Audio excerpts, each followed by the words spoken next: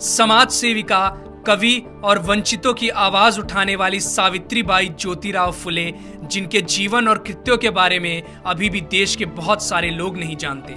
यहाँ तक कि बहुत सारी महिलाएं भी इस बात से अनजान हैं कि अगर वे आज शिक्षित हैं, रोजगार के योग्य हैं, तो वो आखिर किसके प्रयासों के चलते हैं। सावित्रीबाई फुले का जन्म 3 जनवरी 1831 को पुणे से 50 किलोमीटर दूर पुणे के नैगांव में हुआ था।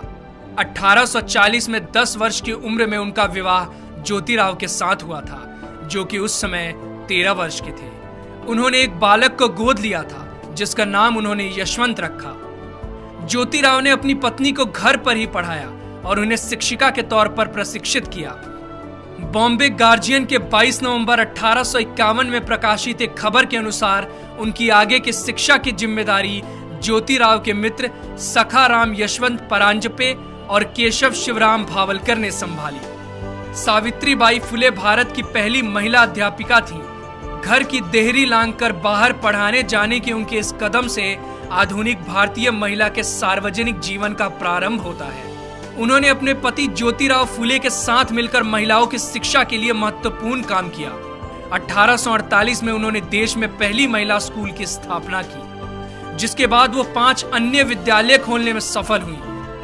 5 फरवरी 1852 के एक आवेदन पत्र के अनुसार लड़कियों के लिए पहले 3 स्कूल 3 जुलाई 1851, 17 नवंबर 1851 और 15 मार्च 1852 चिपलू नकरवादा, रास्तापेट और वेडलपेट क्रमशः शुरू किए गए। सावित्रीबाई फुले इनमें से सबसे पहले स्थापित स्कूल की प्रधानाध्यापिका थी।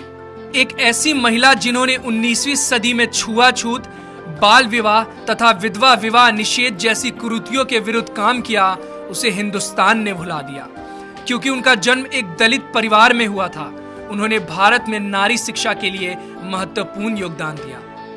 भारत में सावित्रीबाई और उनके पति दोनों ने मिलकर शूद्र एवं स्त्री शिक्षा आरंभ कर नए युग की नींव रखी। सत्यशोधक समाज की स्थापना 24 सितंबर 1873 को हुई और सावित्रीबाई फुले इस संस्था की एक अत्यधिक समर्पित कार्यकर्ता थी। यह संस्था कम से कम खर्चे पर दहेज मुक्त और बिना पंडित पुजारियों के विवाहों का आयोजन कराती थी। इस तरह का पहला विवाह 25 दिसंबर 1873 को संपन्न हुआ।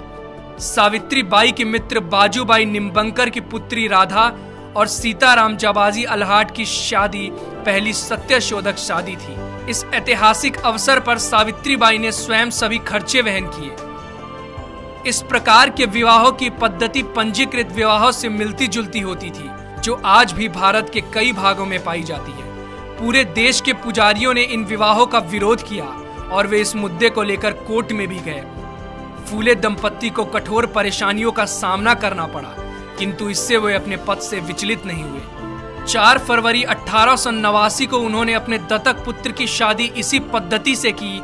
यह विवाह आधुनिक भारत में पहला अंतरजातीय विवाह था। सावित्रीबाई पूरे देश की महानायिका हैं। जब सावित्रीबाई कन्याओं को पढ़ाने के लिए जाती थी, तो रास्ते में लोग उन पर गंदगी, कीचड़, गोबर, विष्ठा तक फेंका करते थे, जिसके कारण वो एक साड़ी अपने थैले में लेकर चलती थी और स्कूल पहुंचकर गंदी हुई साड़ी को बदल लेती थी।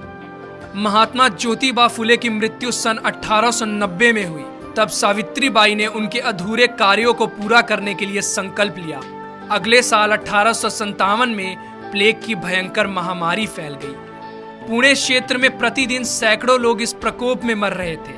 सावित्रीबाई ने यशवंत को छुट्टी लेकर आने को कहा और यशवंत के लौटने पर उनकी मदद से उन्होंने सासने परिवार के खेतों में एक हॉस्पिटल खुलवाया। वे बीमार लोगों के पास जाती और खुद ही उनको हॉस्पिटल तक लेकर आती। हालांकि वो जानती थी कि एक संक्रामक बीमारी है, फिर भी उन्होंने बीमार लोगों की सेवा और देखभाल करना जारी रखा। जैसे ही उनको पता चला कि मुंदवा गांव के बाहर महारों की बस्ती में पांडुरंग बाबाजी गायकवाड़ का पुत्र प्लेग से पीड़ित हो गया है, वो वहां गईं और बीमार बच्चे को पीठ पर लादकर हॉस्पिटल लेकर दौड़ी। इस प्रक्रिया में यह महामारी उनको भी लग गई और 10 मार्च 1897 को रात 9 बजे आखिरकार उनकी सांसें हमेशा के लिए थम गईं। दीन बंधु ने उनके मृत्यु की खबर को बड़े ही दुख के साथ प्रकाशित किया। जो लोग पीठ पर अपने पुत्र को बांधकर दुश्मन से लड़ती हुई लक्ष्मीबाई की बहादुरी का गुणगान करते हैं, उन्होंने इस महिला की बहादुरी को पूरी तरह से नजरअंदाज कर दिया है, जिसने अपनी पीठ पर लादकर एक बीमार बच्चे को बचाया। उनका पूरा जीवन समाज में वंचित तबके, खासकर महिलाओं और दलितों के अधिकारों के लिए संघर्ष में बीता। उनकी एक बहुत ही प्रसिद्ध कविता है जिसमें वो सबको पढ़ने लिखने की प्रेरणा देकर जाति तोड़ने की बात करती है। जाओ, जाकर पढ़ो लिखो, बनो आत्मनिर्भर, बनो मेहनती, काम करो ज्ञान और धन इकट्ठा करो। ज्ञान के बिना सब खो जाता है, ज्ञान के बिना हम जानवर बन जाते हैं। इसलिए खाली ना बैठो, जाओ जाकर शिक्षा लो। तुम्हारे पास सीखने का सुनहरा मौका है, इसलिए सीखो और जाति के बंधन को तोड़ो।